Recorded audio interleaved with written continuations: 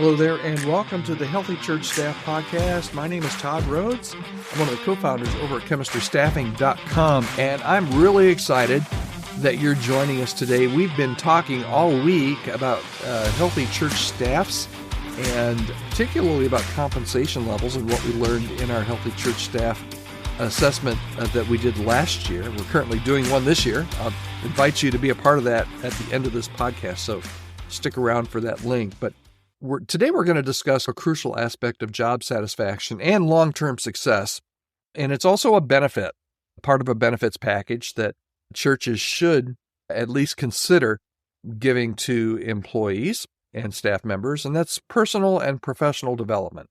And last year, we found from our church staff health assessment that about 59% of church staff feel supported in their personal and professional growth as a church staff member. But, so 59% isn't bad, but as we've said in a lot of these benchmarks that we've looked at, that means that 41% are either dissatisfied or neutral when it comes to how their church supports their personal and professional development. So today what I want to do is look at some innovative strategies for ensuring that all of your staff feel more supported and more empowered to grow. Okay, so before we dive into strategies, let's take just a moment to understand why investing in staff development is so important. So this is going to be good. If you're listening and you are a leader that is overstaffed, then I think this is an important podcast for you. If you're a staff member and you're just wondering, how is my church doing on staff development? This may be an interesting listen for you as well. But here's the premise of what I want to say today is that when staff feel that their church is committed to their growth, they're more likely to be engaged, they're more likely to be motivated, and they're more likely to be loyal. If you're a church staff member, if your church regularly finds ways to invest in you personally and professionally, you are going to be more engaged and more motivated and more loyal. Each staff member brings skills and perspectives to their work, which can lead to this increased innovation and productivity, particularly when they're invested in. Supporting staff development really demonstrates that you as a leader and you as a church value them not just as employees, but also as individuals that have aspirations and potential. And this can really help foster the culture of trust and respect, and really a culture of continuous learning in your church. Okay, so now that we've set that aside, let's talk about how can we ensure that all of our staff feel supported in their personal and their professional growth. I want to give you 5 different ways that I think will be helpful to you, that you can help make this better in your church, right? And we're going off that number of 59%. If your church is normal, feel that your church does a pretty good job, but how do you make it better for the 4 in 10 that say, no, I wish my church did more? Here's some ideas. Idea number 1. Consider looking at each staff member individually. And by that, what I mean is consider implementing some personalized development plans. Work with each staff member. And again, this takes a little bit of work to create this, but you really ideally create a tailored development plan that is going to align with their goals and with their interest and with their role at the church. This could mean that you could provide training or mentoring or coaching. Maybe you could stretch some assignments by that, give them some assignments that are going to stretch them in areas that they want to be stretched, maybe providing them with some additional growth opportunities. This is a great way, and the best time to do this and to have this conversation, a logical time to do it, would be during an annual evaluation period. Say, hey, what are you interested in? How could we help you become a better staff member? How could we help train or mentor? What conferences might be a good opportunity for you?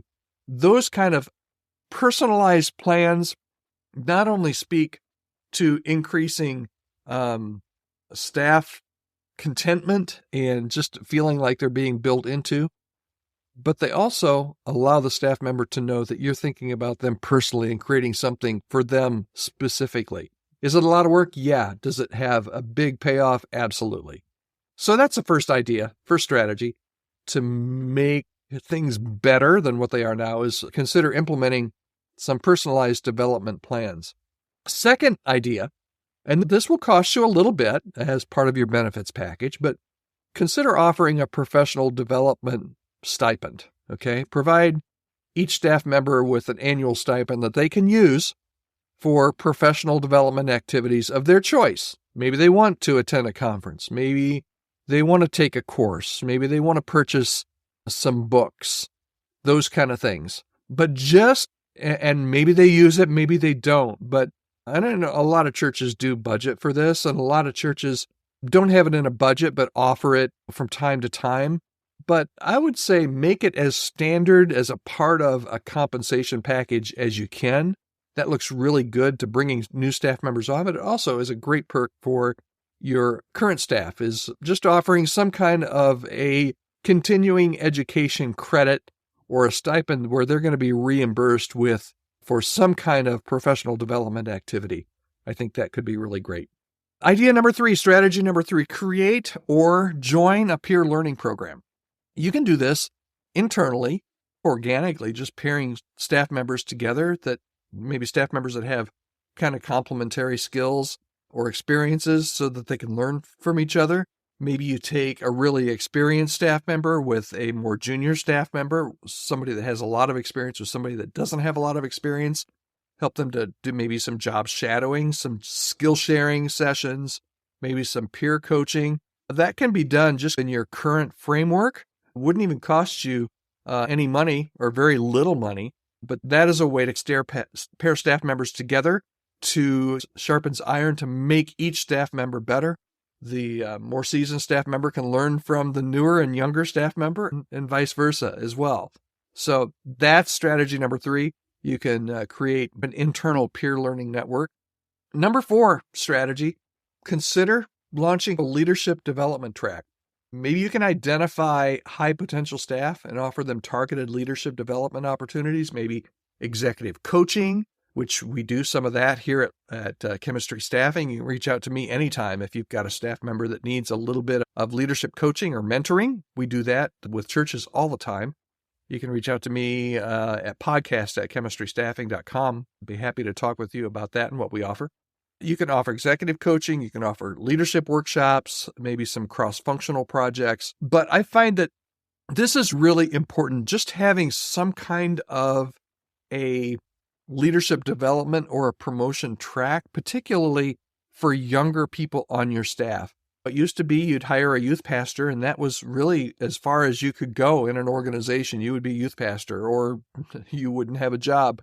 A lot of times now, younger candidates and younger people on your team are looking, okay, so I feel God's called me to be a youth pastor, but I don't know that I want to be a youth pastor in 5 years.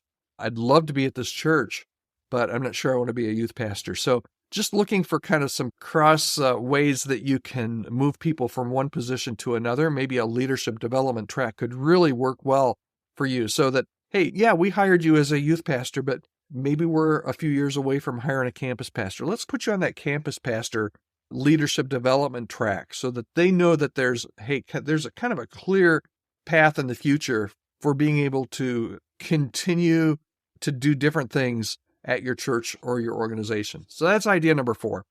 And then finally, strategy or idea number five is celebrating growth and learning. Regularly showcase and celebrate examples of staff development, particularly if you're doing strategy 1, 2, 3, or 4, and they're doing their individualized plans, or they're going to a conference, or they're doing some job shadowing or mentoring or peer coaching. Any of those, be sure that you share when things go well. Share success stories. Sharing success stories in team meetings or featuring staff accomplishments really reinforces the value that you are placing on continuous growth in the organization, but also reinforces the value to other staff that you are legitimately taking steps to build into people on your staff. Of course, just like everything else, implementing these strategies can come with some challenges. Sometimes there's limited budgets or time constraints. Sometimes there's just plain old resistance to change. But the benefits of investing in staff development, even if you have to jump over some hurdles to get there, it's going to far outweigh the costs of doing nothing. So as we wrap up today, here's what I would like to encourage you to do today or this week. Start a conversation with your staff about what their development needs and aspirations are. And if you don't want to have that conversation now, make sure you build this in when you do staff evaluations. And we're going to talk about annual performance evaluations in a very near future episode here on the Healthy Church Staff Podcast. So stay tuned for that. But plan on having this conversation with each staff member about their development needs and their aspirations. Brainstorm ways to enhance what you're currently offering. Brainstorm ways that you can introduce new initiatives. And remember that investing in your staff's growth is not just a nice thing to do. It's an important thing to do. It's an imperative. It's a strategic imperative for the long-term health and success of your staff and the long-term health and success of your church ultimately. So that is what I would like to share today on what we learned from our Healthy Church Staff Assessment last year on how you can build into staff development. And if you have not taken this year's Church Staff Health Assessment, I would love for you to take that.